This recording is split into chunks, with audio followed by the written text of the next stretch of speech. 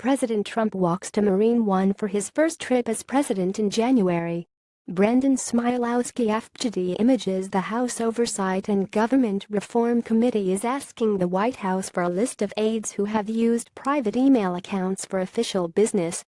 Have you or any non-career official at the White House ever used a personal email account to conduct official business? The committee's Republican chairman and Democratic ranking member wrote in a letter to White House counsel Don McGahn this week.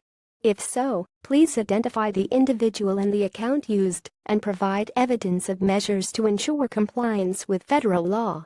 The inquiry was prompted by confirmation that the president's son-in-law and top advisor Jared Kushner used a personal account for at least some White House business.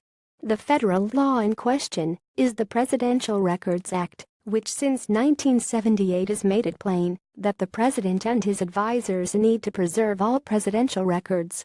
Essentially, the law on the books since the Nixon administration says that the public needs to know the official business of the federal government, said Nate Jones, with the National Security Archive, an open government group. Presidential records include emails and text messages. The act was amended in 2014 to make it crystal clear that you can't use personal or any other email for government business, Jones said. The law has some leeway built in for instances when the wrong account was accidentally used or if work email is down. Any official email sent or received on a personal account has to be forwarded to the government account within 20 days. This was all prompted by something that happened during the George W. Bush administration.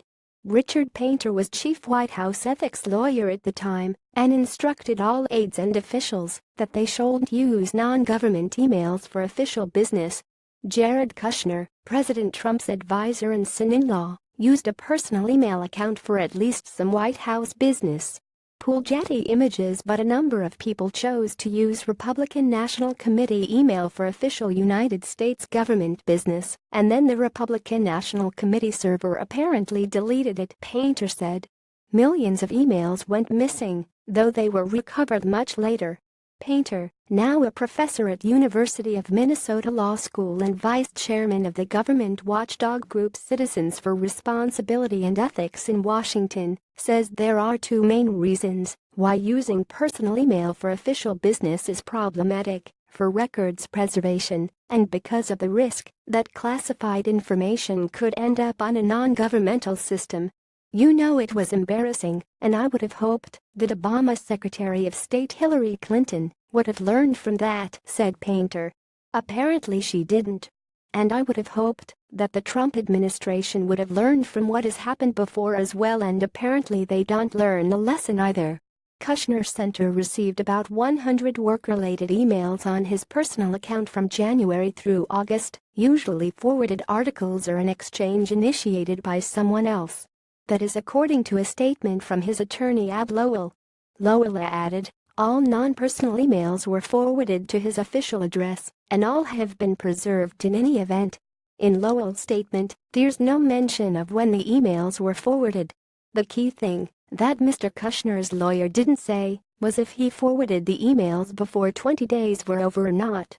Because if he did, he would be in the clear, but if he forwarded his emails to the official account after, he did break the law, said Jones. Kushner's lawyer did not respond to questions from NPR about when Kushner forwarded the emails to his official account. But here's the thing, even if Kushner did violate the Presidential Records Act, there aren't many consequences. It's not a criminal offense. It's just very, very stupid, said Painter. None of this is criminal.